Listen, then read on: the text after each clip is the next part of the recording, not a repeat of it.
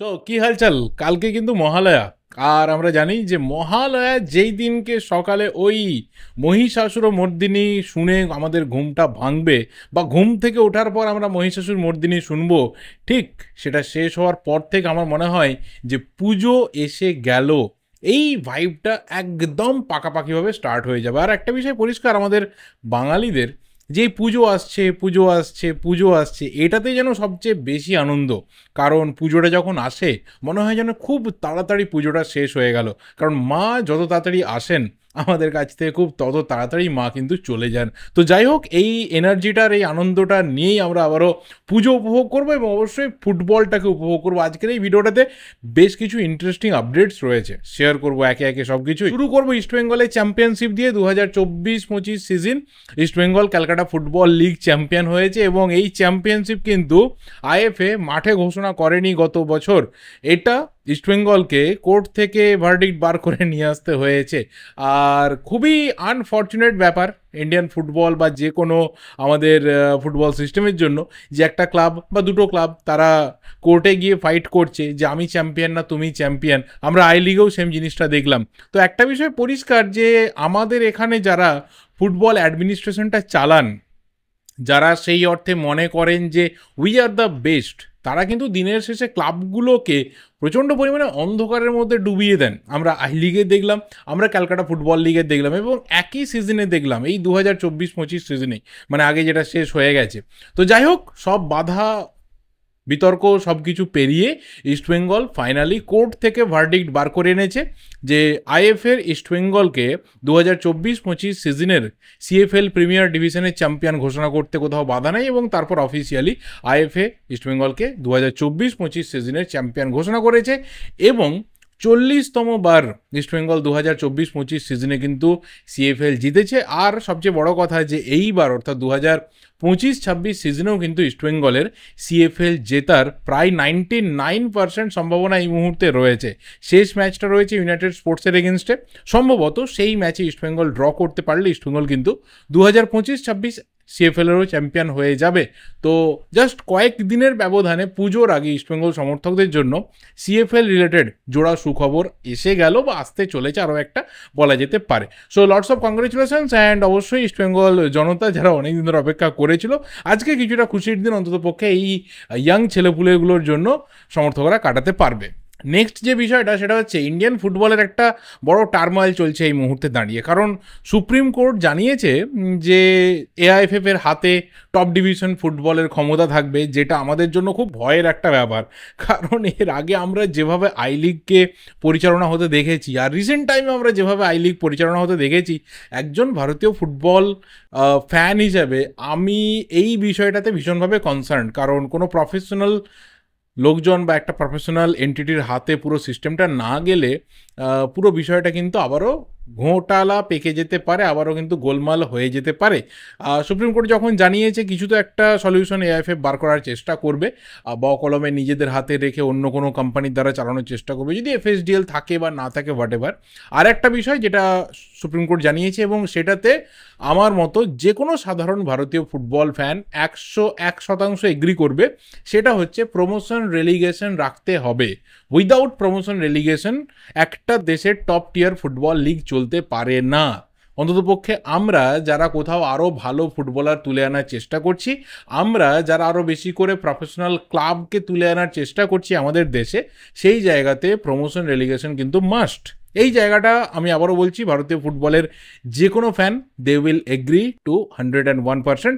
But আরেকটা বিষয় নিয়ে কিন্তু ধোঁয়াশা বা আমাদের একটা কোথাও ব্যাপার থেকে যাচ্ছে। যাই হোক, এর সাথে আরও অনেক কিছু ব্যাপার কিন্তু ইন্ডিয়ান ফুটবলে ঘটছে বা চলছে, সেইগুলো নিয়ে ডিটেলসে ভিডিও আসবে, জাস্ট একটু ওয়েট করে যাও। কারণ রোজ কিছু না কিছু ডাইনামিক্স চেঞ্জ হয়ে যাচ্ছে। আর একটা বিষয় যে যতক্ষণ না কেপিএমজি তারা নতুন যে কমার্শিয়াল পার্টনার হবে তার কোনো রকম ঘোষণা নিয়ে আসছে বা যে ড্রাফট কনস্টিটিউশন রয়েছে সেটা ফাইনালি পাস হচ্ছে, এবং অবশ্যই ফিফার কোনো রকম মুভমেন্ট আসছে কি না, এই পুরো বিষয়টা যতক্ষণ না ক্লিয়ার হচ্ছে তার আগে বিভিন্ন বিষয়ে জল্পনা বাড়িয়ে লাভ নেই। বাট স্টিল আমি অবশ্যই ভিডিও বানাবো, পুরো বিষয়টাকে একটা জায়গাতে নিয়ে এসে ছোট ছোট করে পয়েন্ট শেয়ার করে ভিডিও বানাবো। এর পরের যে বিষয়টা সেটা অবশ্যই কিন্তু মোহনবাগান রিলেটেড, কারণ মোহনবাগানের দুটো বিষয় বলার রয়েছে।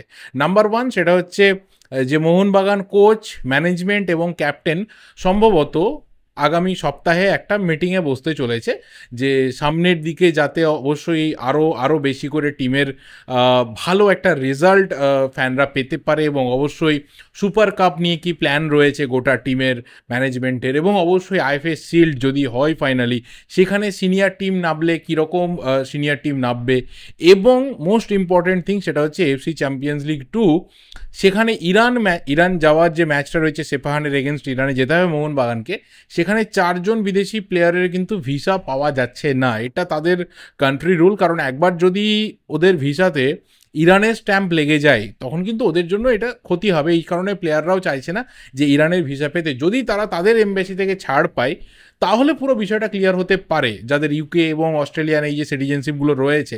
কারণ ইরানের কিছু দেশের সাথে প্রবলেম রয়েছে, আমরা সেটা খুব ভালো করে জানি, ইউএস, ইউকে, অস্ট্রেলিয়া, কানাডা এই ধরনের কিছু দেশ রয়েছে। তো এই প্রবলেমের জন্য 4জন বিদেশি প্লেয়ার পাওয়া যাবে না। তাহলে প্ল্যান কি রয়েছে? And obviously FC champions league 2-এ ম্যাক্সিমাম লেভেলে ভালো কিছু করতে হবে, এবং অবশ্যই যে জিনিস প্রকাশ্যে এসেছে, মিডিয়াতে কথা হচ্ছে যে প্লেয়ার ম্যানেজার একটা রিফট চলছে, ড্রেসিং রুমে কিছু একটা প্রবলেম চলছে, প্লেয়ারদের সাথে প্লেয়ারদের তালমিলের একটা প্রবলেম রয়েছে, এই সব কিছু নিয়ে বেসিক্যালি ম্যানেজমেন্ট এবং কোচ একটা মিটিং অবশ্যই হতে চলেছে। অ্যান্ড আমার মনে হয় যে এটা হওয়া দরকার রয়েছে। প্ল্যানিং বা টিম বিল্ড আপ নিয়ে তো যা কিছু মিসম্যানেজমেন্ট সেটা আমাদের সামনে এসেই গেছে, সেটা একটা অন্য ব্যাপার।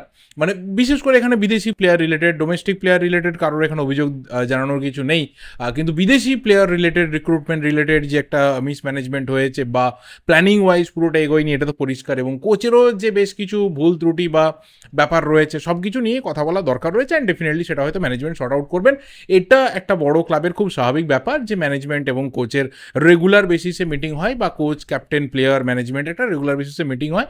এটা তারই একটা রুটিন পার্ট, কিন্তু অনেক বেশি করে হাইলাইটেড হয়েছে। তার কারণটা হচ্ছে রিসেন্ট টাইমে মোহনবাগানের পারফরমেন্স। এই 17 তারিখে ডার্বি হারার পর 16 তারিখে এফসি চ্যাম্পিয়ন্স লিগ 2-এ নেবে আবারও হার। তো পরপর দুটো ম্যাচ মোহনবাগান সমর্থকরা এই হারটা 1 মাসের ব্যবধানে হজম করতে পারছে না। দেখা যাক এখান থেকে কি সলিউশনের রাস্তা ম্যানেজমেন্ট বের করে আনতে পারে। নেক্সট বিষয়টা অবশ্যই কিন্তু বলতে হবে মোহনবাগানের একটা চিঠি, যেটা এআইএফএফকে মোহনবাগান পাঠিয়েছে, এবং সেখানে আনোয়ার আলীর যে বিতর্কের বিষয়টা সেটাকে খুব তাড়াতাড়ি কিন্তু শর্ট আউট করতে চেষ্টা করার জন্য রিকোয়েস্ট করেছে মোহনবাগান এআইএফএফকে, যে এই বিষয়টা অনেক দিন হয়ে গেল, মোর দ্যান আ ইয়ার এটা পেন্ডিং রয়েছে, এবং কোথাও টাইম কিলিংয়ের ব্যাপার বা টাইম কেনার ব্যাপার একটা বারবার করে সামনে আসছে, এবং কোনো ক্ল্যারিটি আসছে না, কোনো পক্ষ তারা ক্ল্যারিটি পাচ্ছে না। এই বিষয়টা ক্লিয়ার হয়ে যাক, এই বিষয়টাকে ফেলে রাখার কোনো মানে হয় না, এবং যতক্ষণ না পুরো বিষয়টা ক্লিয়ার হচ্ছে ততক্ষণ অবধি কিন্তু কোনো পক্ষই তারা পরবর্তী তাদের স্টেপ নিতে পারবে না। তো এখানে দুটো ফ্যাক্টর বলার রয়েছে। এক হচ্ছে এআইএফএফ তারা হয়তো এখানে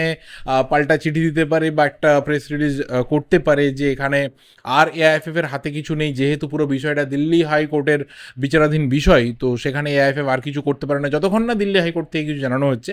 আবার এটাও হতে পারে যে কিছু একটা ডিসিশন হয়তো এআইএফএফ এর তরফ থেকে নেওয়া হতে পারে, যেহেতু এআইএফএফ একটা অটোনোমাস বডি, তাদের ডিসিশন নিতে বা তাদের কোনো রকম ভার্ডিক্ট জানাতে প্রবলেম কিছু নেই, সেটাকে চ্যালেঞ্জ করা যেতে পারে, সেটাকে চ্যালেঞ্জ করার অনেক রাস্তা রয়েছে। দুটো বিষয়ের একটা হতে পারে, এবং এই দুটোর মধ্যে যদি প্রথমটা হয় যে তারা যদি হাত তুলে নেয় যে দিল্লি হাইকোর্টে ব্যাপারটা রয়েছে, তারা কিছু করতে পারবে না, তাহলে মোহনবাগান পরবর্তী স্টেপ কি নেয় দেখার বিষয় হবে। আর যদি এআইএফএফ এর তরফ থেকে কিছু একটা ডিসিশন বেরিয়ে আসে, যদি সেটা মোহনবাগানের ফেভারে বেরিয়ে আসে, তাহলে অপোনেন্টে যারা রয়েছে তারা ডেফিনেটলি পরবর্তী মুভ করবে। আর যদি মোহনবাগানের এগেনস্টে আসে, অপোনেন্টদের ফেভারে যদি পুরো ডিসিশনটা যায়, ইস্টবেঙ্গল, দিল্লি এফসি, আনোয়ার আলী এদের ফেভারে যদি যায়, তাহলে মোহনবাগান অবশ্যই কিন্তু সিএসএ মুভ করতে পারে, যেটার একটা আভাস কিন্তু পাওয়া যাচ্ছে। তো দেখা যাক কি হয়, এআইএফএফ এখানে কি স্টেপ নিচ্ছে তার উপরে পুরো ম্যাটারটা দাঁড়িয়ে রয়েছে।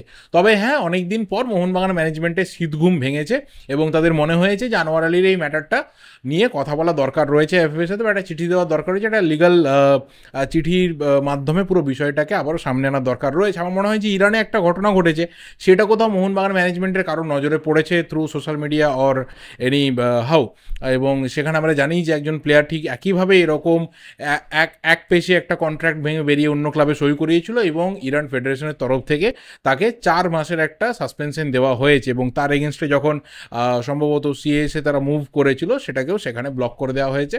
তো প্লেয়ারকে 4 মাস সাসপেনশনে থাকতে হবে এবং তার সাথে কিছু জরিমানা করা হয়েছে, যেটা ফিফার একটা খুব ন্যাচারাল রুল। তো সেটা দেখে হয়তো মোহনবাগান ম্যানেজমেন্টের শীতঘুম ভেঙেছে এবং মনে হয়েছে এই বিষয়টাতে তারা এবার মুভ করবে। Now come to the last thing, সেটা হচ্ছে মাদি তালালের ব্যাপারটা অনেকদিন ধরে পেন্ডিং ছিল। ইস্টবেঙ্গল এবং মাদি তালাল একটা মিউচুয়াল কন্ট্রাক্ট টার্মিনেশনের রাস্তাতেই হেঁটেছে, যেটা অনেক দিন আগেই প্রায় চূড়ান্ত হয়ে গেছিলো। বাট মাঝখানে একটু এটাকে কুল ডাউন করে দেওয়া হয়েছিল, যেহেতু মনে করা হচ্ছিল যে মাদি তালাল হয়তো ফিরতে পারে বা কোচের একটা ফাইনাল ডিসিশন হতে পারে তাকে ঘিরে, বা ম্যানেজমেন্টও তাকে ইজিলি ছাড়তে চাইছে না। বাট পুরোটাই কিন্তু আপাতত জলে চলে গেছে এবং ফাইনালি মাদি তালাল তার সাথে ইস্টবেঙ্গলের সম্পর্ক এই মুহূর্তে ছিন্ন। মাদি তালাল আপাতত ইস্টবেঙ্গল থেকে বেরিয়ে গেছে এবং as a free player he can sign anywhere. এবং যা কিছু আভাস পাওয়া যাচ্ছে যে আইএসএল থেকে দুটো একটা ক্লাবের কিন্তু অফার তার কাছে রয়েছে। তো অবশ্যই আইএসএলের যে ক্লাবের অফার তার কাছে রয়েছে তারাও কিন্তু জল মাপছে যে আইএসএল ঠিক কোন জায়গাতে থাকবে, কি হবে না হবে, তার বেসিসেই হয়তো মাদি তালাল তাদের ক্লাবে ঢুকবে কি ঢুকবে না এই বিষয়টা চূড়ান্ত হবে। সো দেখা যাক কি হয়। এই বিষয়টা নিয়ে তোমাদের কি মতামত অবশ্যই আমি কমেন্টের মাধ্যমে জানতে চাইবো। কিন্তু আমি আমার যদি ওপিনিয়ন দিই তাহলে আমি বলবো যে দেখো, একদিকে যদি এসিএল ইঞ্জুরির কথা আমরা দেখি তাহলে এটা ঠিক কথাই যে একটা ক্লাব কিন্তু রিস্ক নিতে চাইবে না। তারা যদি সাউল ক্রেসপোকে ছাড়তেও চায় তাহলে একজন ফিট প্লেয়ারকে এখানে ইনক্লুড করতে চাইবে। আর একটা দিক মাথায় রাখতে হবে যে গত সিজনে একদম অল্প সময়ের মধ্যেও মাদি তালালের যে কন্ট্রিবিউশন ছিল দ্যাট ওয়াজ সো হাই। তো আমার মনে হয় যে অস্কার ব্রুজোর কোচিংয়ে মাদি তালালের আরও অনেক কিছু দেওয়ার ছিল, বা ইস্টবেঙ্গল জার্সিতে মাদি তালালের আরও অনেক কিছু দেওয়ার ছিল। সেটা অনেক আগে, মানে একদম শুরু হওয়ার আগেই বলা চলে যে শেষ হয়ে গেল। আর একটা সুযোগ মাদি তালাল পেতে পারতো ইস্টবেঙ্গল টিমটাতে, এটা আমার পার্সোনাল ওপিনিয়ন। ডেফিনেটলি আমি আবার বলছি ম্যানেজমেন্টের যে কনসার্ন রয়েছে আমি সেটাকেও মাথায় রাখছি। বাট স্টিল যদি দেখা যায় যে অন্য ক্লাবে গিয়ে সাকসেস পেয়ে যাচ্ছে তাহলে সেখানে ইস্টবেঙ্গল সমর্থকরা একটু হতাশ হতে পারে বা তাদের খারাপ লাগতে পারে, যদি না তার পরিবর্তে আসা প্লেয়ার যাকে নিয়ে চিন্তাভাবনা করা হচ্ছে যে সাউল ক্রেসপোকে ছেড়ে দিয়ে তাকেই নিয়ে আসা হবে এবং তাকে আমরা ধরতে পারি যে he is the replacement of মাদি তালাল, যদি না সে তার লেভেলে গিয়ে পারফরমেন্স করে। যদি সেটা হয়ে যায় তাহলে আমার মনে হয় যে হতাশ হওয়ার জায়গা থাকবে না, মাদি তালাল যেমনই খেলুক সেদিকে কেউ তাকাবে না। বাট যদি সেটা না হয় তখনই আবার বিষয়টা উঠে আসবে, যেটা এর আগে বহু প্লেয়ারকে নিয়ে উঠেছে আবার কখনো ওঠেনি। তো তোমাদের ওপিনিয়নটা অবশ্যই কিন্তু কমেন্ট করে জানিও। এই ভিডিওটা এই অবধি, এর থেকে বেশি আর কিছু বলার নেই। ভিডিওটা ভালো লাগলে লাইক করো, শেয়ার করো। দেখা হবে পরের ভিডিওতে। টিল দেন অবশ্যই চ্যানেলটা সাবস্ক্রাইব করে যাও। Thank you, good bye and good night.